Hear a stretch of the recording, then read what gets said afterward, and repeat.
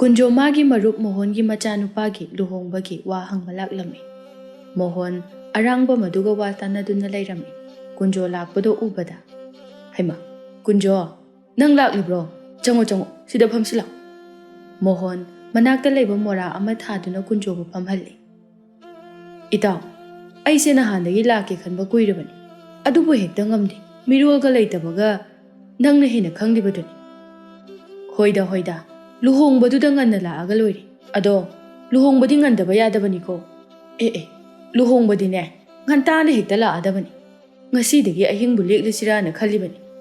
Anidusu onsinnaduna noknai, Kunjo amadi Mohon yamna piklingaidagi luna chana dinarakpani. Adubu laibak thibadi Kunjo magi nupi macha ama phawba thanamdana ngantana laikhiramde. Aduna Kunjo mathanta magi mayum maduda layrammi. Kunjo makha tana adubu itaw nupi macha adubu kadaidagini haibanu. Yam lapa natteda thangnaba khulasidagini. Aduna dum phare daibo selsu tingdre luhongbusu khongna chatledana mitna khongna su uba. Mani sina phare itaw. Kunjo akoibadu haifet yengduna makona du khara tapthana. Ado itaw nupi macha adubu masakadi kamdogi. Mohon noi mana hangdakliba adugi maram khanglibani. Kunjo mahausana masak matau yamna phajaba nupisi yamna pamjaba midani. Atai thoina khalludema masak matau khaktani. Itaw masakti adum phajaba janida. Adunini itaw nupi haibasidi masak phajaba lawgadabani. Makhoina phajaradi injang kaise ngari thaktasu haudokdo mali. Athibana thongbasidi itaw sareng thongna phawbadane huongadaba malibanini. Anidu thawai tana nokjai. Kunjo amadi Mohon luhonglamdagi awat apa kaya ama tanajai. Kunjo numita salakpa aduda. Itaw, ai chatlage. Numisu tasalakadawri. Mohona Kunjo bu ngaihakti layhaningduna. Kainoda, ngahak laykuni nangsho. Ngalligadawrage. Nangidi ngahak layraga chak loire haina. Phong saba ado kit phamdaraga chagadawriba oirini. Aigidine aina thonglaga charugadawriba. Mohondu wakhal khanglakladuna maral yajaraduna. Hoine, chummine. Chalo, ai thindoruge ko. Chariba mayam samukta loisinkhige. Kunjo Mohonda bidai lauraduna mayum tamna lai. Kunjo mangol adu hek kakhatpaga magi nupi bidongki gi photo ama thetuna laiba adu uraduna changsilli aduga. Bidongki migi machadi luhonggadawre. Mamau kado ukhidawre. Nangna nacha ama phawba hek thamlamdana sidoki. Siganbi oine hek tawradan. Nacha amatasu thamlamudana ibema nang phatti phatmande aibu ithanta yumsida. Kunjo magi nupida ningamdaba nungaitaba adu hek tamduna haijai mathanta. Ahanga oirakle. Chawkhraba yum asida mathanta leire Kunjo yam nungaijaramde. Magi nupisu luhongbaga ikuidana laikhidrabani. Aduna imung manunggi thaba inkhang pumba ahal oiraba mana mathanta loina tawjai. Amaromda Kunjo khuladugi sel paiba maral mathum laibadadi maming chatpa ahalni. Nongaladuna Kunjo Mohongi macha luhongba chatkadabagi yamna kanna keri. Kunjo chahi humdra mangadi suraklabani.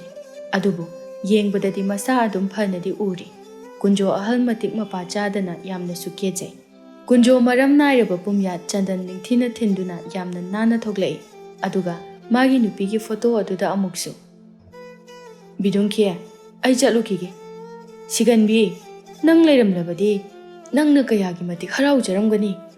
Kunjo du masa yamna nana kunjaga du kauduna lai. Somdasu Mohonsu machanupagini haina araiba makai phajanaba hotnarami. Kunjo mayam marak aduda Mohonda. Itaw, ai sibu phajadrabo. Mohon madi mayam aduda Kunjo ka urudrabani. Mohon Kunjo ba muktang punna yengduna. Itaw, nangna ihin heli. Bor mapase nang saragi haibrane. Ani si hek thengnabaga phagi puba wahe hainaduna noi. Ahal mayam adu kainagi mayum tamna lagle. Kunjo ahal pampam aduda masu phamne. Somdana kainagi mamanabi mayam amagi maphamda. Ningthina make semlabi laisabi mayam ama apaba phi amamam induna. Napom kaukini haibagi mawongda phamle. Kunjo mana yengthoklubada masak matau yamna phajabi laisabi ama ure. Kunjo khanghaudana. Ish kanagi machabu oirigaba. Onthokna phajakreda. Hari. Kunjo mathanta chonglakliba mihuladu phathajaduna. ꯀꯔꯤꯅꯣꯅꯦ ꯑꯩꯒꯤ ꯃꯤꯍꯨꯜ ꯑꯁꯤꯅ ꯑꯁꯨꯛ ꯀꯟꯅ ꯆꯣꯡꯂꯛꯂꯤꯕꯁꯤꯅ? ꯀꯨꯟꯖꯣ ꯅꯨꯄꯤ ꯃꯆꯥ ꯑꯗꯨꯕꯨ ꯆꯥꯒꯗꯕ ꯃꯈꯩ ꯌꯦꯡꯉꯤ꯫ ꯀꯨꯟꯖꯣꯒꯤ ꯈꯨꯌꯦꯡ ꯑꯗꯨꯗ ꯅꯨꯡꯁꯤꯔꯩꯒꯤ ꯃꯃꯥꯟꯅꯕꯤ ꯑꯃꯅ ꯅꯨꯡꯁꯤꯔꯩ ꯅꯨꯡꯁꯤꯔꯩ ꯇꯨ ꯑꯥꯗꯒꯤ ꯑꯍꯜ ꯑꯁꯦ ꯌꯦꯡꯉꯨꯅꯦ, ꯅꯪꯉꯣꯟꯗ ꯉꯁꯥꯏꯗꯒꯤ ꯆꯥꯒꯗꯕ ꯃꯈꯩ ꯌꯦꯡꯗꯨꯅ ꯂꯩꯔꯤꯁꯦ꯫ ꯅꯨꯡꯁꯤꯔꯩ ꯃꯥꯅ ꯌꯦꯡꯊꯣꯛꯂꯨꯕꯗꯁꯨ ꯀꯨꯟꯖꯣꯅ ꯅꯨꯡꯁꯤꯔꯩꯕꯨ ꯌꯦꯡꯗꯨꯅ ꯂꯩꯔꯝꯃꯤ꯫ ꯅꯨꯡꯁꯤꯔꯩ ꯅꯣꯛꯇꯨꯅ ꯀꯩꯅꯤꯒꯦ ꯁꯤꯗꯤ?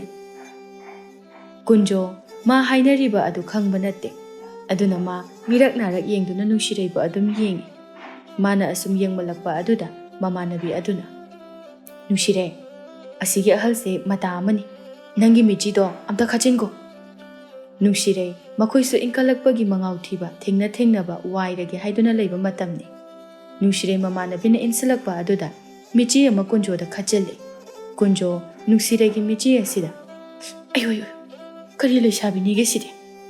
ꯀꯨꯟꯖꯣꯒꯤ ꯃꯑꯣꯡ ꯑꯗꯨꯗ ꯂꯩꯁꯥꯕꯤ ꯃꯌꯥꯝ ꯑꯗꯨ ꯋꯥ ꯂꯥꯎꯅ ꯅꯣꯛꯏ꯫ ꯂꯩꯁꯥꯕꯤ ꯃꯌꯥꯝ ꯑꯗꯨꯗꯤ ꯂꯨꯍꯣꯡꯕꯒ ꯆꯪꯗ꯭ꯔꯦ ꯀꯨꯟꯖꯣꯒꯤ ꯃꯑꯣꯡ ꯑꯗꯨꯗ꯫ ꯀꯨꯟꯖꯣ ꯑꯗꯨꯝ ꯐꯝꯗꯨꯅ ꯂꯩꯕ ꯑꯗꯨ ꯉꯝꯂꯛꯇ꯭ꯔꯦ, ꯃꯁꯥ ꯄꯨꯝꯕ ꯍꯨꯃꯥꯡ ꯀꯥꯡꯂꯛꯏ꯫ ꯀꯨꯟꯖꯣꯅ ꯃꯣꯍꯣꯟꯗ ꯏꯇꯥꯎ ꯑꯁ꯭ꯋꯥꯏꯗ ꯉꯥꯏꯍꯥꯛꯇ ꯊꯣꯛꯎꯁꯤ ꯂꯥꯛꯑꯣ꯫ ꯃꯣꯍꯣꯟ ꯃꯥꯁꯨ ꯌꯥꯔꯗꯨꯅ ꯃꯈꯣꯏ ꯑꯅꯤ ꯄꯨꯟꯅ ꯊꯣꯛꯂꯛꯏ꯫ ꯀꯨꯟꯖꯣ ꯃꯃꯥꯏꯗ ꯀꯥꯔꯤꯕ ꯍꯨꯃꯥꯡ ꯃꯔꯤꯛꯁꯤꯡ ꯑꯗꯨ ꯎꯕꯗ ꯃꯣꯍꯣꯟꯅ ꯏꯇꯥꯎ ꯀꯩꯗꯧꯔꯒꯦ? ꯅꯈꯣꯡ ꯍꯥꯝꯅꯤꯡꯂꯕ꯭ꯔꯣ?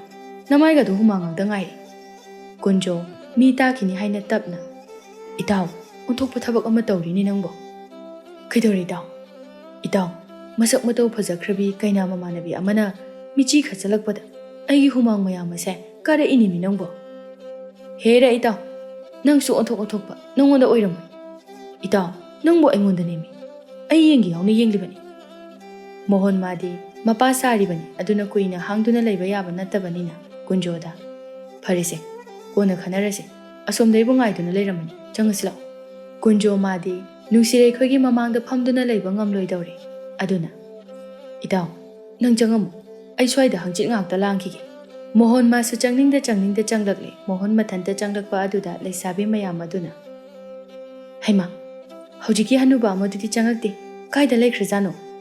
ꯂꯩꯁꯥꯕꯤ ꯑꯃꯅ ꯑꯃꯨꯛ ꯑꯩꯈꯣꯏ ꯅꯨꯡꯁꯤꯔꯩꯒꯤ ꯃꯤꯆꯤꯗ ꯑꯁ꯭ꯋꯥꯏꯗ ꯇꯥꯗꯨꯅ ꯂꯩꯔꯝꯃꯅꯤ꯫ ꯂꯩꯁꯥꯕꯤꯁꯤꯡ ꯑꯗꯨꯗꯤ ꯀꯨꯟꯖꯣꯒꯤ ꯋꯥꯅ ꯃꯄꯨꯡ ꯐꯥꯔꯦ꯫ ꯑꯃꯅ ꯑꯃꯨꯛ ꯍꯥꯏꯔꯛꯏ ꯃꯥꯒꯤ ꯃꯑꯣꯡꯗꯣ ꯐꯅꯗꯨꯝ ꯅꯨꯡꯁꯤꯔꯤ, ꯊꯤꯔꯨꯁꯤ ꯂꯥꯎꯗꯅ꯫ ꯃꯌꯥꯝꯗꯣ ꯍꯣꯏ ꯍꯥꯏꯅ ꯊꯣꯛꯂꯛꯂꯤ꯫ ꯍꯥꯏꯅ ꯀꯨꯟꯖꯣ ꯊꯣꯡꯒꯥꯜ ꯃꯆꯤ ꯑꯃꯗ ꯃꯃꯥꯏꯗꯨ ꯇꯩꯊꯣꯛꯇꯨꯅ ꯂꯩꯔꯝꯃꯤ꯫ ꯅꯨꯡꯁꯤꯔꯩꯗ ꯍꯩꯃꯥ ꯑꯁꯤꯗ ꯂꯩꯔꯦꯅꯦ, ꯃꯃꯥꯡꯁꯤꯗ ꯍꯦꯛꯇ ꯁꯝꯗꯨꯅ ꯆꯠꯁꯤ, ꯀꯩꯗꯧꯒꯦ ꯌꯦꯡꯁꯤ ꯃꯁꯤ ꯍꯅꯨꯕꯁꯦ꯫ ꯑꯁꯤ ꯍꯥꯏꯗꯨꯅ ꯂꯩꯁꯥꯕꯤ ꯃꯌꯥꯝ ꯑꯗꯨ ꯀꯨꯟꯖꯣꯒꯤ ꯃꯥꯡꯗ ꯁꯝꯗꯨꯅ ꯍꯦꯛꯇ ꯆꯠꯁꯤꯜꯂꯤ꯫ ꯀꯨꯟꯖꯣ ꯁ꯭ꯋꯥꯏ ꯂꯥꯎꯏ ꯃꯊꯟꯇ ꯃꯁꯤꯒꯤ ꯂꯩꯁꯥꯕꯤꯁꯤꯡ ꯑꯁꯤ ꯏꯔꯥꯡ ꯑꯃ ꯏꯇꯧ ꯍꯦꯛꯇ ꯇꯧꯔꯒꯦ ꯑꯩꯁꯨ꯫ ꯀꯨꯟꯖꯣ ꯃꯥꯗꯤ ꯅꯨꯡꯁꯤꯔꯩ ꯈꯣꯏꯕꯨ ꯃꯁꯨ ꯐꯥꯎꯕ ꯑꯣꯏꯕ ꯌꯥꯔꯤꯕꯅꯤ, ꯑꯗꯨꯅ ꯃꯈꯣꯏꯅ ꯇꯧꯔꯤꯕ ꯏꯔꯥꯡ ꯑꯗꯨ ꯃꯥꯅ ꯏꯔꯥꯏ ꯂꯥꯏꯅ ꯈꯪꯕ ꯉꯝꯃꯤ꯫ ꯀꯨꯟꯖꯣ ꯃꯤꯔꯛ ꯅꯥꯔꯛ ꯌꯦꯡꯗꯨꯅ ꯇꯥꯟꯅꯩ꯫ ꯀꯨꯟꯖꯣꯅ ꯇꯥꯟꯅꯔꯛꯂꯦ ꯈꯪꯗꯨꯅ ꯂꯩꯁꯥꯕꯤ ꯑꯃꯅ ꯅꯨꯡꯁꯤꯔꯩ ꯍꯅꯨꯕꯁꯦ ꯇꯥꯟꯅꯔꯛꯑꯦꯀꯣ꯫ ꯑꯃꯅ ꯑꯃꯨꯛ ꯑꯩ ꯇꯧꯒꯦ꯫ ꯀꯨꯟꯖꯣ ꯃꯥꯁꯨ ꯑꯍꯜ ꯃꯇꯤꯛ ꯅꯠꯇꯅ ꯂꯩꯁꯥꯕꯤꯁꯤꯡ ꯑꯗꯨꯗ ꯕꯦꯃꯥ ꯅꯈꯣꯏꯕꯨ ꯑꯃꯨꯛꯇ ꯉꯥꯏꯈꯣꯅꯦ, ꯏꯄꯨ ꯑꯩꯈꯣꯏꯕꯨꯔꯣ?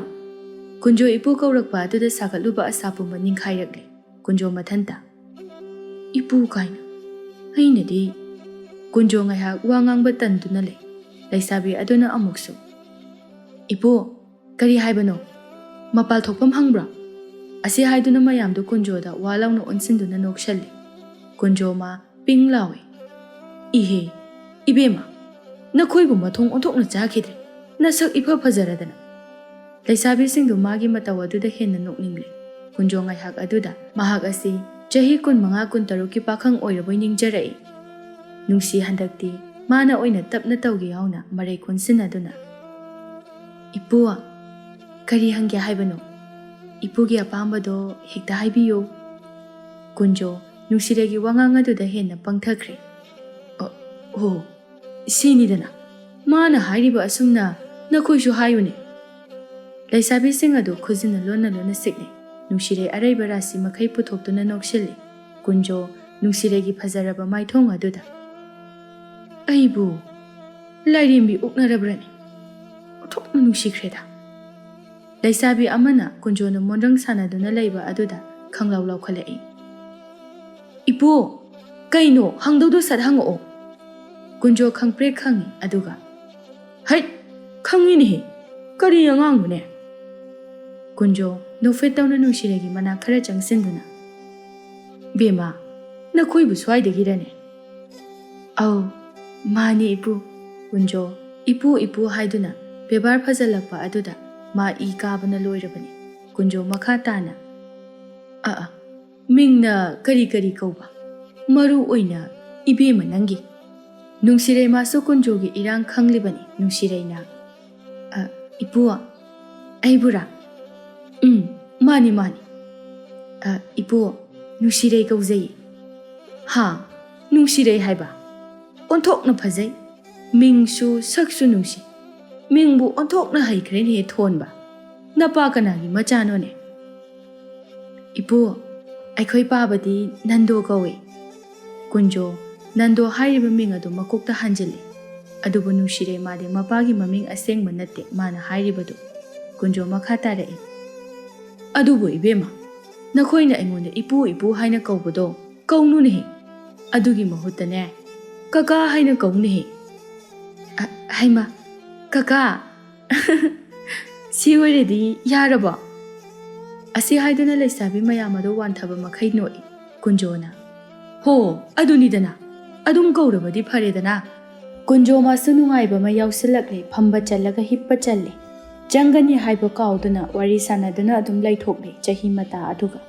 Leisabi singdusu ake mamal adu kunjo dadi hanjil halle. Asum kuina sarakpa aduda waraklabra khangde leisabi amana. Adu ipo hayeng nonganbada amu thengnarasi changage. Changlage haibro. Nungsireina. Au kaka changage. Kunjodi nungsireina khumlakpa nungsireina nganglakpa asini mana yamna pamjariba. Kunjona ngaikho kaka achapol lebigide khoi mayamgi. Asi haiduna kunjona mang thangduna dukal tamna changsilli. Leisabi sing adusu lairen matungda ngayen bagumna kunjogi matung innai. Kunjona mayam aduda ibema sing nakhoina chaningba makai sidagi loina lo kaka na paisa pigi. Dukan phamliba mapu adusu kunjogi mataw aduda nokningba amadi ngakpa phawi. Leisabi mayam adu makhoigi pamjaba thokle khanduna hainaruba leitana mana pamba chaba ngamba makhai loina laurai. Kunjona noktuna lau aina loina sel pigi. Leisabi sing adu makhoi puba ngamgadaba achapot mayam ama launare. Kunjona yaradrani nakhoiba. Yarani kaka. Kunjo makhoina kaka kaurakpa asidani mana hena nungai jariba. Nungsireina. Kaka adudi changage ko. Chango. Achapoto chauko. Horen kaina thinbadadi thengni. Khongna su jatkani. Aduna nakhoi wani. Leisabi mayam adu walauna noktuna hoi haina changkhre. Kunjo dukanda mau aduda. Bema kaya tare. Mauna ha aduna. Pabwa chani tare. Kunjo mau aduna pabung haina kaurakpaduda bit pungtekte. Kunjo sel adu lauthokna. Ibema nangsu pabung di hainudana. Makhoina su kaka haina kauriba sidi kaka hayune. Mauna ha adu noi aduga hoi haina khumni. Kunjo masam adu semduna. Makhoi singa sibu swaidagi ngaktarane. Au mani. Masak asibu onthokna dum yengba nungaine. Nungai bene maramsu onthokna mokhraba janida. Mauna ha aduso leisabi sing adugi machu thaglai. Magi posit phananaba kunjo harauna. Ibema kwa amudum semlo uhe chathoke. Mau adusu kwa ama satlansilli. Kunjo kwa adu thuna machinda namsilli aduga. Ibema handakti khara toina noigi swaida lakpa tai. Kunjo nungsiregi mahau lauduna mau aduda ngahak amuk palli. Kunjo luhongba lakpani haibaga mapung kawi. Siaga amta thadri ma wari nungai kiba aduda. Luhongba loisilakduna mi tholokpa ubada kunjo wakhal lai. Ihe luhongba loisinkraba malene. Ish aidi soiredana. Bema ai jalake ko na amuk laage. Kunjo mau aduda lauramlaga hobe lai. Kunjo makhatana nungsirei khoibu uba phangkhidre. Luhongba loiduna adum lakle. Kunjo lambida halakpada nungsireibu ubra haina handuna yengduna lai. Mohonna kunjoda. Kaidoragi kunjo tuba tarini nangba. Nangna maning handuna yengdubu kanadano karino ni nangba. Itaw ngasi di ontok pa thabak ama tawri kona tapna khanarasi hoine hoine adubu nangbu kadai da leiruge ba sel thabasu ude luhongpham da su leite adu ni meina haise kunjo ahal marak aduda nungsirei bu lakbra haina mangak adu thangkat tuna yengi nungsirei mamanabi mayam ga lakba uba aduda lakdi la ini is kaya da phajari ba angang nu yenguni mama mapadu masak phajaram gani nungsirei mamanabi mayam aduna kunjo ubada nungsirei tu adalai hanubadu nangi michi do amuka khajalo nungsirei magi thauraba michi ado amuksu khajilai kunjo mamit mana khangsing singni masigi angang asi aibu pamdi mali ai wakhal lamadi khandaba yade kunjo mathanta babna dolan mathang sagalai kunjo madi ahal mayam pulliba ado yawphomga amata khangdre nungsirei matabu yengbada nungsirei masu kaina thamnamladuna mayam punna yumda hannanaba thoknaragle nungsirei na thokiba ubuda kunjo hokotke tawi ahal amana kunjo bu ta phaduna karino ni kunjo kadai da muk chatke hairibanu nangbo nang singasi karino mai itau tawida nangbo nakhonga hamninglabrane kunjo noksinaduna au ai singasi se pukse khara nungaitaba aduna hojiksu tarakadawri aduna dawribani ai thuna amuk lake ko kunjo phaizo madu takhatuna chenkre nungsirei bu tanai kauduna bema kunjo na kauba aduda nupi thinba yawba ahal amana tada kanabu kaubano kunjo ahal aduna mangonda tada kaurakpa aduda masa adu khangson sonthai kunjo na bema nakhoida nati mamangi leisabi macha singa sidani o aidi aikhoidara haina khalluri ahal aduna nungsirei khoida hai nungsirei nakhoibu ipuga sina kaurini he kunjo do mamagi chahi matang aduda thauna adu mikup aduda lai khong phawba thangningdre mayam adugi wangangda nungsirei onthorakpada kunjo leramba aduda haima masigi ahal se mata amani ne thawai ke muksu inare kari hainingi janu ipu kari haibano kunjo ipu kauraklabasu thauna khanglak amuk lai nungsiregi manakta changsili aduga kunjo na sor thabet honduna hayingsu nongan bilaka dobo natra leisabi mayam adu pakhumdi pidana magi mataw aduda walawna noksinbire kunjo ma ikai baga khangde hairo uni na khoibo lakadori bra haibani ne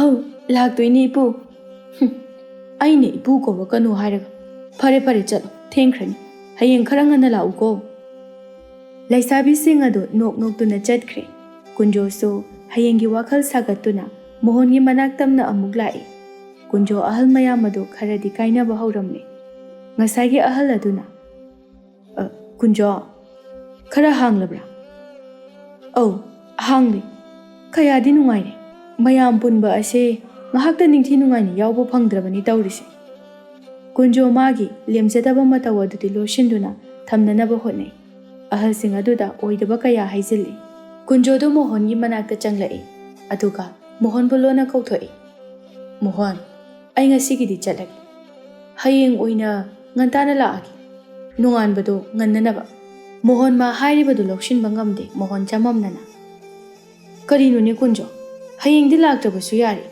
lakadawriba adudi nupi mayungini hoini chummini nangna haribadu adubudi ado aishu laktabadi yabani ado wari yamna lekre ai ngasigidi chalagi isase kanglam chenbadasu wabana loire kunjo tasengna ngasidi luhongba asi kanglam chelingaida nungsirei khoibulum lingaida awaba ma haibadu oirabani ahalka oire kunjo wakhal nungaina mayumda halai kunjo magi laioi khrabi nupi adugi photo adu ubada changsinduna bidungkie ngasidi ontokpa thabak ama tawrini ai nangi nahut ase matam pumbagi oina hangduna thamnagi khanbani adubu ngasidi ngamloidawri nang aibu warauganu ko ai thanta yum asida leibase wasila eni aduna ne ai gi thabak makha chathaba hauragi Kunjo ꯆꯠꯂꯨꯕ ꯈꯨꯗꯤꯡꯃꯛ ꯍꯜꯂꯛꯂꯒ ꯊꯧꯗꯣꯛ ꯈꯨꯗꯤꯡꯃꯛ ꯃꯔꯣꯜ ꯊꯣꯛꯇ꯭ꯔꯕ photo ꯑꯗꯨꯗ ꯌꯦꯡꯗꯨꯅ ꯇꯝꯖꯗꯨꯅ ꯀꯞꯄꯅꯤ꯫ ꯀꯨꯟꯖꯣ ꯈꯨꯗꯩ ꯍꯪꯒꯥꯝ ꯃꯄꯥꯜ ꯑꯃ ꯁꯦꯠꯇꯨꯅ ꯆꯥꯛ ꯊꯣꯡꯗꯨꯅ ꯂꯩꯔꯤꯕ ꯅꯨꯡꯁꯤꯔꯩꯒꯤ ꯃꯅꯥꯛꯇ ꯆꯪꯂꯛꯏ꯫ ꯑꯗꯨꯒ ꯇꯞꯅ "ꯅꯨꯡꯁꯤꯔꯩ, ꯀꯔꯤ ꯏꯟꯖꯥꯡ ꯊꯣꯡꯒꯦ ꯍꯥꯏꯔꯤꯕꯅꯣ?" ꯅꯨꯡꯁꯤꯔꯩ ꯃꯥꯒꯤ ꯃꯤꯕꯨ ꯁꯨꯝꯕ ꯃꯤꯅꯣꯛ ꯑꯗꯨ ꯅꯣꯛꯇꯨꯅ "ꯉꯁꯤꯗꯤ ꯄꯨꯛꯂꯥꯎꯕꯤ ꯃꯔꯨꯝ ꯄꯨꯕꯤꯁꯦ ꯁꯤ ꯑꯣꯏꯅ ꯊꯣꯡꯂꯒꯦ." ꯀꯨꯟꯖꯣꯅ ꯀꯤꯠ ꯐꯝꯊꯗꯨꯅ "ꯍꯣꯏꯅꯦ, ꯑꯍꯥꯎꯕ ꯆꯥꯁꯤꯅꯦ. ꯀꯗꯥꯏ ꯉꯥꯗꯣ ꯑꯩ ꯁꯦꯝꯃꯛꯑꯒꯦ." ꯅꯨꯡꯁꯤꯔꯩ ꯀꯣꯝꯄꯥꯛꯇ ꯌꯥꯎꯔꯤꯕ ꯉꯥ ꯑꯗꯨ ꯀꯨꯟꯖꯣꯗ ꯄꯤꯁꯤꯜꯂꯤ꯫ ꯀꯨꯟꯖꯣ ꯉꯥ ꯑꯗꯨ ꯂꯧꯅ "ꯅꯨꯡꯁꯤꯔꯩ, ꯅꯪꯁꯦ ꯑꯣꯟꯊꯣꯛꯅꯗꯤ ꯐꯖꯩꯍꯦ. ꯑꯩꯗꯤ ꯅꯪꯁꯦ ꯌꯥꯝꯅꯁꯨ ꯅꯨꯡꯁꯤꯈ꯭ꯔꯦ." "ꯑꯋꯣꯏꯒꯤ ꯑꯩꯕꯨ ꯅꯨꯡꯁꯤꯕ꯭ꯔꯅꯦ?" "ꯑꯗꯨꯗꯤ ꯀꯌꯥꯝ ꯅꯨꯡꯁꯤ?" "ꯀꯔꯤꯗ ꯑꯃꯨꯛ ꯍꯥꯏꯔꯨꯅꯤ, ꯍꯥꯏꯕꯗ ꯂꯣꯏꯕ ナꯏꯔꯔꯣꯏ. ꯑꯣꯟꯊꯣꯛꯅ ꯌꯥꯝꯅ ꯅꯨꯡꯁꯤꯈ꯭ꯔꯦ." ꯅꯨꯡꯁꯤꯔꯩ ꯊꯋꯥꯏ ꯇꯥꯅ ꯅꯣꯛꯇꯨꯅ ꯀꯨꯟꯖꯣꯗ "ꯏꯄꯨꯁꯤꯃ." ꯑꯁꯤ ꯍꯥꯏꯗꯨꯅ ꯀꯨꯟꯖꯣꯗ ꯐꯠ ꯂꯥꯎꯅ ꯊꯥꯕꯗ ꯀꯨꯟꯖꯣ ꯃꯤꯀꯞ ꯈꯪꯇꯣꯛ ꯊꯣꯛꯂꯛꯏ꯫ ꯀꯨꯟꯖꯣ ꯐꯨꯛ ꯍꯧꯒꯠꯇꯨꯅ ꯃꯁꯥ ꯑꯗꯨ ꯅꯥꯟꯊꯖꯗꯨꯅ "ꯍꯔꯦ, ꯀꯔꯤ ꯃꯪꯅꯣꯅꯦ ꯍꯧꯖꯤꯛꯀꯤꯗꯨꯕꯣ?" ꯀꯨꯟꯖꯣ ꯐꯃꯨꯡ ꯑꯗꯨꯗ ꯅꯨꯡꯉꯥꯏꯔꯕ ꯃꯪꯂꯥꯟ ꯀꯌꯥ ꯃꯊꯪ ꯁꯥꯒꯠꯂꯛꯏ꯫ ꯅꯨꯡꯁꯤꯔꯩ ꯃꯈꯣꯏ ꯑꯅꯤꯒꯤ ꯀꯨꯟꯖꯣ ꯅꯣꯡꯉꯥꯟꯕ ꯉꯥꯏꯕ ꯉꯝꯗ꯭ꯔꯦ꯫ ꯀꯨꯟꯖꯣ ꯃꯥ ꯋꯥꯒ ꯋꯥꯔꯨꯕꯒ ꯃꯪꯂꯥꯟ ꯑꯗꯨ ꯀꯨꯏꯅ ꯁꯥꯡꯊꯕ ꯉꯝꯗ ꯑꯍꯤꯡ ꯑꯗꯨ ꯃꯤꯀꯞ ꯑꯃ ꯐꯥꯎꯕ ꯊꯣꯛꯇꯅ ꯅꯨꯡꯉꯥꯏꯅ ꯑꯗꯨꯃꯛ ꯇꯨꯝꯊꯈ꯭ꯔꯦ꯫ ꯀꯨꯟꯖꯣ ꯃꯥꯅ ꯃꯤꯀꯞ ꯊꯣꯛꯂꯛꯄꯗꯗꯤ ꯅꯨꯃꯤꯠ ꯑꯗꯨ ꯐꯅ ꯊꯦꯡꯗꯨꯅ ꯂꯩꯔꯝꯂꯦ꯫ ꯀꯨꯟꯖꯣ ꯐꯨꯛ ꯍꯧꯒꯠꯂꯤ ꯑꯗꯨꯒ "ꯏꯁ, ꯅꯨꯃꯤꯠꯁꯤꯗꯤ ꯐꯅ ꯊꯦꯡꯂꯦꯗꯅ. ꯊꯦꯡꯅꯍꯧꯗꯕ ꯇꯥꯔꯦꯅꯦ ꯑꯩꯕꯨ." ꯀꯨꯟꯖꯣ ꯃꯥꯅ ꯇꯧꯒꯗꯕ ꯊꯕꯛ ꯑꯗꯨ ꯌꯥꯝꯅ ꯊꯨꯅ ꯌꯥꯡꯅ ꯇꯧꯁꯤꯜꯂꯤ꯫ ꯅꯨꯡꯁꯤꯔꯩ ꯎꯅꯤꯡꯕꯅ ꯀꯨꯟꯖꯣ ꯃꯐꯤ ꯅꯥꯟꯅ ꯁꯦꯠꯇꯨꯅ ꯃꯣꯍꯣꯟꯒꯤ ꯌꯨꯝꯗ ꯂꯥꯛꯏ꯫ ꯃꯣꯍꯣꯟ ꯐꯝꯗꯨꯅ ꯂꯩꯔꯝꯃꯤ꯫ ꯀꯨꯟꯖꯣꯅ "ꯏꯇꯥꯎ, ꯑꯩ ꯂꯥꯛꯑꯦꯅꯦꯍꯦ." ꯃꯣꯍꯣꯟꯅ ꯑꯗꯨꯛ ꯉꯟꯅ ꯂꯥꯛꯄ ꯑꯗꯨꯗ ꯃꯥ ꯉꯛꯏ꯫ ꯀꯨꯟꯖꯣ ꯃꯥꯗꯤ ꯅꯨꯡꯁꯤꯔꯩꯕꯨ ꯎꯍꯧꯔꯔꯣꯏ ꯍꯥꯏꯅ ꯉꯟꯅ ꯍꯦꯛꯇ ꯂꯥꯛꯂꯤꯕꯅꯤ꯫ ꯃꯥꯒꯤ ꯋꯥꯈꯜꯗ ꯊꯦꯡꯂꯕꯁꯨ ꯉꯟꯕꯗꯤ ꯌꯥꯝꯅ ꯉꯜꯂꯤꯕꯅꯤ꯫ ꯃꯣꯍꯣꯟ ꯀꯨꯟꯖꯣꯒꯤ ꯑꯐꯤꯡ ꯑꯐꯥꯏꯕ ꯃꯇꯧ ꯑꯗꯨꯗ "ꯀꯨꯟꯖꯣ, ꯀꯩꯗꯧꯔꯒꯦꯅꯦ ꯅꯪꯕꯨ? ꯀꯔꯤꯅꯣꯃ ꯏꯇꯧ ꯇꯧꯏꯗ. ꯉꯔꯥꯡꯗꯒꯤꯅꯤꯅꯦ." ꯀꯨꯟꯖꯣꯗꯣ ꯃꯣꯍꯣꯟꯗ ꯇꯧꯈꯤꯕꯁꯤꯡ ꯑꯗꯨ ꯂꯣꯏꯅꯃꯛ ꯂꯤꯔꯛꯏ ꯑꯃꯠꯇ ꯆꯤꯠꯊꯗꯅ꯫ ꯃꯣꯍꯣꯟꯅ "ꯍꯦꯔ ꯏꯇꯥꯎ, ꯅꯪꯁꯨ ꯑꯣꯟꯊꯣꯛꯄ. ꯃꯤ ꯂꯩꯁꯥꯕꯤ ꯃꯆꯥꯗꯨꯗ." "ꯏꯇꯥꯎ, ꯅꯪꯕꯨ ꯇꯞꯅ ꯉꯥꯡꯉꯨꯅꯦ, ꯃꯤ ꯇꯥꯈꯤꯅꯤ. ꯑꯩꯅ ꯍꯥꯏꯔꯤꯕꯁꯦ ꯑꯁꯦꯡꯕꯅꯦꯃꯤ. ꯅꯨꯄꯤ ꯃꯆꯥꯗꯣ ꯑꯩꯕꯨ ꯄꯥꯝꯕ꯭ꯔꯥ ꯑꯃ ꯀꯩꯅꯣꯝ ꯏꯇꯧ ꯇꯧꯏꯃꯤ." "ꯑꯁ ꯏꯇꯥꯎ, ꯑꯣꯏꯔꯣꯏꯗꯕꯗ ꯃꯪꯂꯥꯟ ꯁꯥꯒꯠꯀꯅꯨꯗ. ꯅꯃꯪ ꯅꯈꯨꯠꯅ ꯂꯥꯝꯕ ꯐꯪꯒꯗꯧꯔꯕ ꯀꯥꯟꯁꯤꯗ ꯑꯁꯨꯛ ꯀꯨꯏꯕ ꯃꯇꯝ ꯑꯁꯤꯗ ꯅꯣꯡꯃꯇ ꯍꯧꯗꯣꯛꯎꯕꯗ ꯌꯥꯗꯕ ꯋꯥꯗꯨꯕꯨ ꯍꯧꯖꯤꯛ ꯈꯛꯇꯗ ꯇꯨꯝꯂꯝꯗꯥꯏꯗ ꯄꯥꯜꯍꯧꯕ ꯇꯥꯔꯒ ꯇꯣꯛꯀꯅꯤꯗ." "ꯏꯇꯥꯎ, ꯑꯩꯁꯨ ꯈꯜꯂꯤꯕꯅꯤ. ꯁꯤꯔꯝꯗꯥꯏ ꯃꯤꯀꯨꯞ ꯈꯔ ꯑꯁꯤꯗ ꯅꯨꯡꯉꯥꯏꯅ ꯁꯤꯅꯤ. ꯍꯧꯖꯤꯛꯇꯤ ꯅꯨꯄꯤ ꯃꯆꯥ ꯑꯗꯣ ꯅꯪꯁꯨ ꯌꯥꯎꯅ ꯍꯥꯏꯅꯗꯕ ꯌꯥꯗꯕꯅꯤ. ꯑꯩꯁꯦ ꯃꯗꯨꯒꯤ ꯑꯉꯥꯡꯗꯣ ꯂꯧꯔꯒꯦ." "ꯑꯁ ꯏꯇꯥꯎ, ꯅꯪꯒꯤ ꯊꯕꯛꯁꯦ ꯃꯤꯒꯤ ꯄꯨꯟꯁꯤ ꯃꯥꯡꯍꯟꯕ ꯀꯧꯏꯅꯦ. ꯄꯥꯞ ꯄꯨꯒꯗꯕ ꯊꯕꯛꯅꯤꯅꯦ ꯏꯇꯥꯎ." "ꯄꯨꯔꯣꯏ. ꯑꯩꯒꯤ ꯂꯟ ꯊꯨꯝ ꯃꯌꯥꯝ ꯑꯁꯦ ꯃꯥꯅ ꯃꯔꯥꯏꯅ ꯑꯣꯏꯖꯍꯧꯅꯤ ꯑꯩ ꯁꯤꯈ꯭ꯔꯕ ꯃꯇꯨꯡꯗ. ꯑꯗꯒꯤ ꯃꯥꯅ ꯄꯥꯝꯕ ꯅꯨꯄꯥ ꯑꯃꯗ ꯑꯗꯨꯝ ꯃꯌꯨꯝ ꯀꯣꯛ ꯄꯥꯟꯖꯈꯤꯅꯤ." ꯃꯣꯍꯣꯟ ꯃꯥꯗꯤ ꯐꯅ ꯀꯨꯏꯅ ꯌꯥꯖꯗꯕꯅꯤ꯫ ꯑꯗꯨꯕꯨ ꯀꯨꯟꯖꯣꯅ ꯅꯝꯗꯨꯅ ꯇꯛꯁꯤꯜꯂꯦ꯫ ꯃꯣꯍꯣꯟ ꯀꯨꯟꯖꯣꯒꯤ ꯅꯤꯡꯉꯥꯏ ꯑꯗꯨꯗ ꯈꯥꯡꯕ ꯉꯝꯗ꯭ꯔꯗꯨꯅ "ꯐꯔꯦ, ꯂꯥꯏꯕꯛ ꯆꯥꯡ ꯌꯦꯡꯂꯁꯤ. ꯑꯗꯨꯕꯨ ꯋꯥ ꯂꯥꯎꯕ ꯌꯥꯕ ꯊꯕꯛꯇꯤ ꯅꯠꯇꯦꯀꯣ. ꯑꯗꯣ ꯉꯁꯤꯗꯤ ꯅꯣꯡꯉꯥꯟꯕ ꯂꯥꯛꯄꯅꯤ, ꯅꯨꯡꯉꯥꯏꯇ꯭ꯔꯦ. ꯍꯌꯦꯡ ꯍꯦꯛꯇ ꯃꯈꯣꯏꯒꯤ ꯈꯨꯜ ꯑꯗꯨꯗ ꯆꯠꯂꯁꯤ." ꯑꯅꯤꯗꯨ ꯅꯨꯡꯁꯤꯔꯩꯗ ꯀꯔꯤ ꯇꯧꯕ ꯌꯥꯕ ꯍꯥꯏꯅ ꯌꯥꯝꯅ ꯀꯨꯞꯅ ꯋꯥ ꯇꯥꯅꯔꯝꯃꯤ꯫ ꯅꯨꯡꯁꯤꯔꯩ ꯉꯔꯥꯡꯒꯤ ꯃꯇꯧꯒꯨꯝꯅ ꯑꯔꯩꯕ ꯃꯈꯩ ꯀꯦꯊꯗꯨꯅ ꯅꯣꯡꯉꯥꯟꯕꯤ ꯂꯥꯛꯂꯦ꯫ ꯀꯨꯟꯖꯣ ꯅꯨꯡꯁꯤꯔꯩꯕꯨ ꯎꯕꯗ "ꯇꯨꯇꯨ, ꯑꯥꯗ ꯏ ꯃꯆꯨꯒꯤ ꯐꯤ ꯏꯜꯂꯤꯕ ꯃꯁꯝ ꯁꯥꯡꯕꯤ ꯂꯩꯁꯥꯕꯤ ꯑꯁꯤꯅꯤ." ꯃꯣꯍꯣꯟ ꯅꯨꯡꯁꯤꯔꯩꯕꯨ ꯃꯃꯤꯠ ꯑꯗꯨ ꯁꯨꯛꯇꯣꯛꯇꯨꯅ ꯌꯦꯡꯉꯤ꯫ ꯃꯗꯨꯗ "ꯏꯇꯥꯎ, ꯑꯁꯤꯗꯤ ꯐꯖꯩꯍꯦ. ꯂꯥꯏꯒꯤ ꯃꯆꯥꯕꯨ ꯃꯥꯜꯂꯤꯅꯦ." ꯑꯗꯨꯅꯤ, ꯑꯩꯅ ꯍꯥꯏꯔꯤꯗꯨꯅꯤ.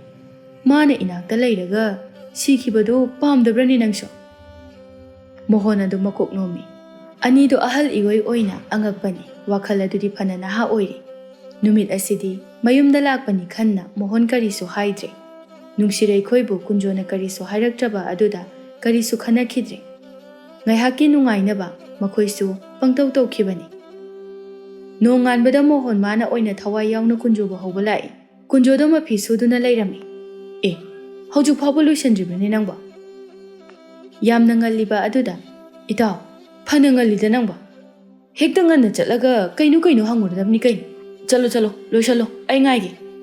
ꯀꯨꯟꯖꯣ ꯃꯥꯁꯨ ꯍꯥꯏꯕ ꯏꯟꯁꯤꯜꯂꯛꯏ꯫ ꯃꯐꯤ ꯅꯥꯟꯅ ꯁꯦꯠꯇꯨꯅ ꯃꯀꯣꯛ ꯑꯗꯨ ꯊꯥꯎ ꯐꯖꯅ ꯇꯩꯗꯨꯅ ꯊꯣꯛꯂꯛꯏ ꯀꯨꯟꯖꯣ ꯅꯣꯛꯐꯦꯠ ꯇꯧꯅ ꯃꯣꯍꯣꯟꯗ ꯏꯇꯥꯎ ꯑꯩꯒꯤ ꯐꯤꯁꯤꯕꯨ ꯌꯥꯔꯕ ꯈꯔ ꯅꯍꯥ ꯑꯣꯏꯊꯣꯛꯑꯕ꯭ꯔꯕ ꯃꯣꯍꯣꯟ ꯃꯥꯁꯨ ꯀꯨꯟꯖꯣꯕꯨ ꯀꯔꯤꯗ ꯁꯣꯏꯕꯅꯣ ꯍꯥꯏꯅ ꯀꯣꯏꯂꯩ ꯂꯩꯗꯨꯅ ꯌꯦꯡꯉꯤ ꯑꯗꯨꯒ ꯀꯨꯟꯖꯣꯒꯤ ꯃꯀꯣꯛ ꯑꯗꯨꯗ ꯊꯤꯡꯀꯠꯂꯛꯂꯤꯕ ꯄꯣꯛ ꯑꯗꯨ ꯎꯕꯗ ꯏꯇꯥꯎ ꯅꯪꯒꯤꯁꯤ ꯄꯣꯛ ꯈꯔꯗꯤ ꯎꯔꯦꯅꯦ ꯑꯇꯩꯗꯤ ꯊꯣꯏꯅ ꯀꯩꯁꯨ ꯀꯥꯏꯗ꯭ꯔꯦ ꯀꯨꯟꯖꯣ ꯃꯤꯡꯁꯦꯜ ꯑꯗꯨ ꯌꯦꯡꯗꯨꯅ ꯊꯤꯡꯀꯠꯂꯛꯂꯤꯕ ꯄꯣꯛ ꯑꯗꯨ ꯐꯅ ꯀꯟꯅ ꯂꯣꯠꯁꯤꯟꯅꯕ ꯍꯣꯠꯅꯩ ꯑꯗꯨꯕꯨ ꯌꯥꯗ꯭ꯔꯕ ꯑꯗꯨꯗ ꯏꯇꯥꯎ ꯎꯖꯔꯁꯅꯨꯗ ꯌꯥꯗ꯭ꯔꯦ ꯐꯅ ꯀꯟꯅ ꯂꯣꯠꯄꯅꯤ ꯌꯥꯗ꯭ꯔꯦ ꯆꯍꯤ ꯃꯇꯥꯡ ꯑꯁꯤ ꯌꯦꯡꯉꯨꯗꯅ ꯑꯅꯤꯗꯣ ꯋꯥꯈꯜ ꯅꯨꯡꯉꯥꯏꯅ ꯊꯣꯛꯂꯛꯏ ꯅꯨꯡꯁꯤꯔꯩꯈꯣꯏꯒꯤ ꯈꯨꯜ ꯌꯧꯔꯛꯄ ꯃꯇꯝꯗ ꯃꯣꯍꯣꯟꯅ ꯏꯇꯥꯎ ꯅꯪ ꯃꯌꯨꯝꯗꯤ ꯈꯪꯉꯤꯀꯣ ꯀꯗꯥꯏꯗꯒꯤꯅꯣꯗ ꯅꯪꯁꯨ ꯃꯌꯨꯝꯗꯤ ꯈꯪꯗꯦ ꯃꯄꯥ ꯃꯃꯤꯡꯕꯨꯗꯤ ꯈꯪꯍꯧꯏ ꯏꯁ ꯑꯗꯨꯗꯤ ꯀꯔꯝꯅ ꯎꯅꯒꯗꯧꯔꯤꯕ ꯈꯪꯗꯦꯅꯦ ꯑꯩꯁꯨ ꯃꯌꯨꯝꯁꯦ ꯍꯦꯛꯇ ꯍꯪꯍꯧꯗ꯭ꯔꯦ ꯑꯩ ꯑꯅꯤꯗꯣ ꯅꯨꯡꯁꯥ ꯃꯔꯛ ꯑꯗꯨꯗ ꯐꯅ ꯀꯨꯏꯅ ꯂꯦꯞꯇꯨꯅ ꯅꯨꯡꯁꯤꯔꯩꯈꯣꯏꯕꯨ ꯊꯣꯛꯂꯛꯄ ꯉꯥꯏꯗꯨꯅ ꯂꯩꯔꯦ ꯉꯥꯏꯍꯥꯛ ꯂꯩꯔꯒ ꯂꯨꯍꯣꯡꯕ ꯌꯥꯎꯈꯤꯕ ꯂꯩꯁꯥꯕꯤ ꯃꯆꯥ ꯑꯃ ꯊꯣꯛꯂꯛꯏ ꯀꯨꯟꯖꯣ ꯃꯥꯗꯤ ꯃꯇꯥ ꯆꯥꯕ ꯃꯤ ꯌꯦꯡꯗꯨꯅ ꯂꯩꯔꯤꯕꯅꯤ ꯂꯩꯁꯥꯕꯤ ꯃꯆꯥ ꯑꯗꯨ ꯎꯕꯗ ꯏꯇꯥꯎ ꯂꯥꯛꯑꯦ ꯑꯥꯗ ꯂꯥꯛꯂꯤꯕ ꯂꯩꯁꯥꯕꯤ ꯃꯆꯥ ꯑꯁꯤ ꯂꯨꯍꯣꯡꯕ ꯌꯥꯎꯈꯤꯕꯗꯨ ꯅꯠꯇ꯭ꯔꯅꯦ ꯃꯥꯅꯤꯗ ꯑꯁꯤꯗ ꯍꯦꯛꯇ ꯍꯪꯂꯁꯤ ꯏꯇꯥꯎ ꯆꯨꯝꯗꯤ ꯆꯨꯝꯃꯦꯀꯣ ꯑꯍꯟꯊꯪꯁꯤꯗ ꯏꯆꯣꯞ ꯆꯣꯞꯅꯗꯅ ꯆꯨꯝꯃꯦꯃꯤ ꯏꯇꯥꯎ ꯑꯁꯤꯗ ꯍꯦꯛꯇ ꯍꯪꯉꯁꯤ ꯑꯅꯤꯗꯣ ꯂꯩꯁꯥꯕꯤ ꯃꯆꯥ ꯑꯗꯨ ꯇꯝꯅ ꯆꯪꯁꯤꯜꯂꯤ ꯑꯗꯨꯒ ꯃꯣꯍꯣꯟꯅ ꯕꯦꯃꯥ ꯅꯍꯥꯟ ꯌꯥꯎꯏꯀꯣ ꯂꯩꯁꯥꯕꯤ ꯃꯆꯥ ꯑꯗꯨꯁꯨ ꯑꯍꯜ ꯑꯅꯤ ꯑꯗꯨ ꯈꯪꯂꯤꯕꯅꯤ ꯀꯨꯟꯖꯣꯕꯨꯅ ꯍꯦꯟꯅ ꯈꯪꯂꯤꯕꯅꯤ ꯂꯩꯁꯥꯕꯤ ꯃꯆꯥ ꯑꯗꯨ ꯅꯣꯛꯐꯦꯠ ꯇꯧꯅ ꯑꯧ ꯌꯥꯎꯏ ꯏꯄꯨ ꯀꯔꯤ ꯍꯪꯒꯦ ꯍꯥꯏꯕꯅꯣ ꯑꯅꯤ ꯑꯗꯨ ꯏꯄꯨ ꯀꯧꯔꯛꯄ ꯑꯗꯨꯗ ꯌꯦꯡꯅꯩ ꯀꯨꯟꯖꯣ ꯃꯈꯥ ꯇꯥꯅ ꯕꯦꯃꯥ ꯅꯨꯡꯁꯤꯔꯩꯈꯣꯏꯒꯤ ꯌꯨꯝꯗꯨꯕꯨ ꯂꯩꯁꯥꯕꯤ ꯃꯆꯥ ꯑꯗꯨ ꯀꯨꯟꯖꯣꯒꯤ ꯏꯔꯥꯡ ꯈꯪꯈ꯭ꯔꯕꯅꯤ ꯃꯥꯁꯨ ꯍꯦꯟꯖꯤꯜꯂꯛꯏ ꯑꯩ ꯅꯨꯡꯁꯤꯔꯩꯍꯣꯏꯗ ꯆꯠꯂꯤꯅꯤ ꯀꯔꯤ ꯍꯥꯏꯌꯣ ꯍꯥꯏꯅꯣ ꯃꯣꯍꯣꯟ ꯍꯔꯥꯎꯅ ꯑꯦ ꯑꯗꯨꯗꯤ ꯌꯥꯝꯅ ꯐꯔꯦ ꯏꯕꯦꯝꯃ ꯃꯥꯕꯨ ꯑꯃꯨꯛꯇ ꯀꯧꯊꯣꯛꯄꯤꯔꯣ ꯑꯩꯈꯣꯏ ꯁꯤꯗ ꯉꯥꯏꯔꯝꯒꯦ ꯂꯩꯁꯥꯕꯤ ꯃꯆꯥ ꯑꯗꯨ ꯊꯨꯅ ꯆꯪꯈꯤ ꯀꯨꯟꯖꯣ ꯃꯐꯤ ꯑꯗꯨ ꯁꯦꯝꯗꯨꯅ ꯏꯇꯥꯎ ꯑꯩꯉꯣꯟꯗ ꯑꯝꯇ ꯌꯦꯡꯉꯛꯑꯣꯍꯦ ꯑꯅꯤꯗꯣ ꯑꯁꯣꯏ ꯁꯣꯏꯗ ꯌꯦꯡꯅꯗꯨꯅ ꯂꯩ ꯂꯝꯕꯤ ꯆꯠꯄ ꯃꯤꯁꯤꯡꯅ ꯃꯈꯣꯏꯗ ꯃꯨꯟꯅ ꯃꯨꯟꯅ ꯌꯦꯡꯅꯔꯦ ꯃꯗꯨ ꯃꯈꯣꯏꯅ ꯀꯔꯤꯁꯨ ꯊꯧꯑꯣꯏꯗꯦ ꯂꯩꯁꯥꯕꯤ ꯃꯆꯥ ꯑꯗꯨ ꯅꯨꯡꯁꯤꯔꯩꯒꯤ ꯃꯅꯥꯛꯇ ꯆꯪꯁꯤꯟꯗꯨꯅ ꯏꯕꯦꯝꯃ ꯅꯍꯥꯟꯒꯤ ꯍꯅꯨꯕꯗꯣ ꯑꯥꯗ ꯅꯪꯕꯨ ꯉꯥꯏꯍꯧꯏ ꯅꯨꯡꯁꯤꯔꯩ ꯅꯣꯛꯇꯨꯅ ꯑꯋꯣꯏꯕꯩꯔꯣ ꯍꯥꯏꯁꯦ ꯍꯣꯏꯃꯤ ꯑꯩ ꯅꯪꯕꯨ ꯀꯧꯔꯨꯆꯣꯅ ꯂꯥꯛꯏꯅꯤ ꯐꯔꯦꯅꯦ ꯑꯗꯨꯗꯤ ꯅꯪ ꯀꯅꯥ ꯀꯅꯥꯅꯣ ꯍꯧꯔꯨꯆꯣ ꯇꯞ ꯇꯥꯡꯉꯩ ꯆꯥꯊꯣꯛꯂꯕ ꯃꯇꯨꯡꯗꯅꯦ ꯃꯇꯨꯡ ꯂꯥꯛꯇꯅꯕ ꯊꯥꯈꯤꯁꯤ ꯑꯩ ꯂꯣꯏꯁꯜꯂꯝꯃꯒꯦ ꯂꯩꯁꯥꯕꯤ ꯃꯆꯥ ꯑꯗꯨꯁꯨ ꯈꯥ ꯋꯥꯡ ꯈꯪꯗꯅ ꯑꯇꯣꯞꯄ ꯂꯩꯁꯥꯕꯤꯁꯤꯡ ꯍꯧꯕ ꯆꯦꯟꯈꯤ ꯅꯨꯡꯁꯤꯔꯩꯅ ꯈꯪꯅꯤꯗꯅ ꯑꯍꯜ ꯊꯪꯗ ꯏꯔꯥꯡ ꯇꯧꯔꯗꯤ ꯃꯔꯤꯟ ꯇꯤꯡꯒꯦ ꯂꯩꯁꯥꯕꯤ ꯃꯌꯥꯝ ꯑꯃ ꯊꯣꯝꯖꯤꯜꯂꯛꯂꯦ ꯏꯃꯨꯡ ꯑꯗꯨ ꯂꯥꯡꯕ ꯑꯗꯨꯗ ꯅꯨꯡꯁꯤꯔꯩꯒꯤ ꯃꯃꯥ ꯊꯣꯔꯛꯇꯨꯅ ꯅꯈꯣꯏꯅ ꯅꯨꯃꯤꯠ ꯌꯨꯡꯕꯁꯤꯗ ꯂꯥꯡꯂꯤꯕꯁꯤꯕꯨ ꯀꯗꯥꯏꯗ ꯆꯠꯀꯗꯧꯔꯤꯕꯅꯣ ꯅꯨꯡꯁꯤꯔꯩ ꯃꯀꯦ ꯁꯦꯝꯅ ꯁꯦꯝꯅ ꯍꯣ ꯂꯩꯁꯥꯕꯤꯅꯦ ꯂꯩꯁꯥꯕꯤꯒꯤꯕꯨ ꯅꯨꯃꯤꯠ ꯍꯥꯏꯕ ꯑꯃꯨꯛ ꯂꯩꯕ꯭ꯔꯣ ꯍꯩ ꯇꯧꯅꯨ ꯅꯈꯣꯏ ꯍꯦꯃꯜꯂꯕꯅꯤ ꯏꯍꯦ ꯍꯥꯏꯔꯒ ꯇꯣꯛꯀꯅꯤꯀꯣ ꯈꯨꯗꯤ ꯊꯤꯕ ꯍꯥꯏꯕꯁꯦ ꯇꯝꯕ ꯉꯝꯕ ꯅꯠꯇꯦ ꯂꯩꯁꯥꯕꯤꯁꯤꯡ ꯑꯗꯨ ꯉꯥꯡꯂꯤꯕꯗꯨꯒ ꯇꯥꯗꯅ ꯊꯣꯛꯂꯛꯏ ꯀꯨꯟꯖꯣ ꯂꯩꯁꯥꯕꯤ ꯃꯌꯥꯝ ꯑꯃ ꯊꯣꯛꯂꯛꯄ ꯑꯗꯨꯗ ꯀꯔꯤꯅꯣ ꯇꯧꯔꯤꯁꯤꯗꯤ ꯑꯗꯨꯛ ꯌꯥꯝꯅ ꯍꯣꯏꯗꯣꯔꯛꯏꯁꯤꯗꯤ ꯍꯣꯏꯅꯦ ꯃꯣꯏꯒꯤꯁꯤꯗꯤ ꯃꯑꯣꯡ ꯑꯃꯅꯤꯅꯦ ꯅꯨꯡꯁꯤꯔꯩꯅ ꯃꯥꯡ ꯊꯥꯗꯨꯅ ꯆꯪꯁꯤꯜꯂꯤ ꯑꯗꯨꯒ ꯃꯔꯩꯒꯥꯗꯨ ꯀꯣꯟꯁꯤꯟꯅꯔꯗꯨꯅ ꯏꯄꯨ ꯍꯥꯎꯅꯦ ꯃꯌꯥꯝꯗꯨ ꯋꯥ ꯂꯥꯎꯅ ꯅꯣꯛꯁꯤꯜꯂꯤ ꯀꯨꯟꯖꯣ ꯒ꯭ꯌꯥꯟ ꯈꯪꯇꯥ ꯇꯥꯏ ꯅꯨꯡꯁꯤꯔꯩ ꯃꯈꯥ ꯇꯥꯅ ꯏꯄꯨ ꯑꯩ ꯉꯥꯏꯔꯤ ꯅꯠꯇ꯭ꯔꯣ ꯍꯩꯃꯥ ꯑꯩꯈꯣꯏ ꯊꯤꯟꯕꯤꯒꯤ ꯏꯀꯨꯕꯣꯛꯁꯨ ꯌꯥꯎꯔꯛꯏꯅ ꯃꯣꯍꯣꯟ ꯏꯀꯥꯏꯅ ꯑꯩꯁꯨ ꯌꯥꯎꯔꯛꯏ ꯏꯕꯦꯝꯃ ꯑꯗꯨꯗꯤ ꯏꯄꯨ ꯁꯤꯗ ꯁꯨꯝ ꯂꯩꯕꯁꯤꯗꯤ ꯅꯨꯡꯁꯥ ꯌꯥꯝꯅ ꯁꯥꯏ ꯎꯔꯨꯝ ꯂꯥꯡꯕ ꯃꯐꯝ ꯑꯃꯗ ꯐꯝꯂꯒ ꯋꯥꯔꯤ ꯁꯥꯔꯨꯁꯤꯗꯅ ꯑꯍꯜ ꯑꯅꯤꯗꯨꯁꯨ ꯍꯣꯏ ꯍꯥꯏꯅ ꯂꯩꯁꯥꯕꯤꯁꯤꯡ ꯑꯗꯨꯒꯤ ꯃꯇꯨꯡ ꯏꯟꯅꯩ ꯂꯩꯁꯥꯕꯤꯁꯤꯡ ꯑꯗꯨꯅ ꯁꯤꯡꯖꯨ ꯌꯣꯟꯕ ꯃꯅꯥꯛ ꯑꯃꯗ ꯄꯨꯁꯤꯜꯂꯤ ꯅꯨꯡꯁꯤꯔꯩꯅ ꯑꯕꯣ ꯆꯥꯕ ꯌꯥꯕ ꯀꯔꯤ ꯀꯔꯤ ꯌꯥꯎꯔꯤꯕꯒꯦ ꯀꯨꯟꯖꯣꯅ ꯄꯥꯈꯪ ꯃꯆꯥꯒꯨꯝꯅ ꯃꯥꯒꯤ ꯆꯍꯤ ꯂꯦꯡꯒꯥ ꯑꯗꯨꯗ ꯏꯅꯦ ꯑꯔꯩꯕ ꯃꯈꯩ ꯂꯣꯏꯅ ꯄꯤꯕꯤꯔꯣ ꯍꯅꯨꯕꯤ ꯑꯗꯨꯅ ꯃꯌꯥꯝ ꯃꯔꯛ ꯑꯗꯨꯗ ꯑꯍꯜ ꯑꯅꯤ ꯌꯥꯎꯕꯗꯨꯗ ꯍꯩꯃꯥ ꯏꯁꯨꯁꯤꯡ ꯑꯁꯤ ꯅꯨꯡꯁꯤꯗꯅ ꯂꯩꯕꯤꯒꯦ ꯍꯥꯏꯔꯤꯕ꯭ꯔꯣ ꯑꯍꯜ ꯑꯗꯨ ꯅꯨꯡꯁꯤꯔꯩꯈꯣꯏꯗ ꯑꯣꯟꯁꯤꯟꯗꯨꯅ ꯅꯨꯡꯁꯤꯔꯩ ꯀꯔꯤ ꯀꯔꯤ ꯄꯤꯌꯣ ꯍꯥꯏꯕꯅꯣ ꯏꯄꯨ ꯑꯁꯤꯅ ꯅꯨꯡꯁꯤꯗꯅ ꯂꯩꯕꯤꯒꯦ ꯍꯥꯏꯔꯤ ꯃꯥꯜꯂꯤꯅꯦꯍꯦ ꯍꯥꯏꯍꯧꯔꯣ ꯀꯨꯟꯖꯣ ꯃꯁꯤꯗ ꯑꯣꯏꯔꯦ ꯃꯥꯅ ꯑꯃꯨꯛꯀ ꯍꯦꯟꯅ ꯈꯪꯁꯣꯟ ꯁꯣꯟꯊꯔꯛꯂꯤꯕꯁꯦ ꯂꯩꯁꯥꯕꯤ ꯃꯌꯥꯝ ꯑꯗꯨꯁꯨ ꯑꯔꯩꯕ ꯃꯈꯩ ꯆꯥꯊꯣꯛꯂꯤ ꯆꯥꯕ ꯂꯣꯏꯔꯗꯨꯅ ꯏꯄꯨ ꯉꯁꯤꯗꯤ ꯆꯪꯉꯒꯦ ꯍꯌꯦꯡ ꯑꯃꯨꯛ ꯂꯥꯛꯎꯀꯣ ꯍꯣꯏ ꯆꯪꯉꯣ ꯊꯦꯡꯈ꯭ꯔꯅꯤ ꯏꯃꯥꯈꯣꯏꯅ ꯊꯤꯔꯝꯕ ꯇꯥꯔꯦ ꯂꯩꯁꯥꯕꯤꯁꯤꯡ ꯑꯗꯨ ꯈꯨꯖꯤꯟꯅ ꯁꯤꯛꯅꯩ ꯑꯍꯜ ꯑꯅꯤ ꯑꯗꯨ ꯂꯩꯁꯥꯕꯤ ꯑꯗꯨꯗ ꯌꯦꯡꯗꯨꯅ ꯂꯩꯍꯧꯏ Nungsirei makhoi wanthaba makhai noktuna